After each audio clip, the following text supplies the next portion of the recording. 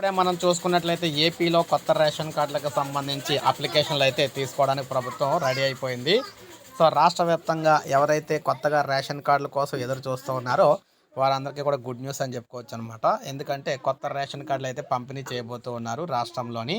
ఈ రేషన్ కార్డులకు సంబంధించి మనం చూసుకున్నట్లయితే ప్రతి ఒక్కరికి కూడా ఆధార్ కార్డు ఖచ్చితంగా ఉండాలి. ఎవరికైతే రేషన్ కార్డు ఉండాలో వారందరికీ కూడా ఆధార్ కార్డులు అయితే ఉండాలి, కుటుంబ సభ్యులందరికీ. నెక్స్ట్ కొత్తగా పెళ్ళైన వారైతే వారికి మ్యారేజ్ సర్టిఫికేట్ అయితే ఖచ్చితంగా ఉండాలి.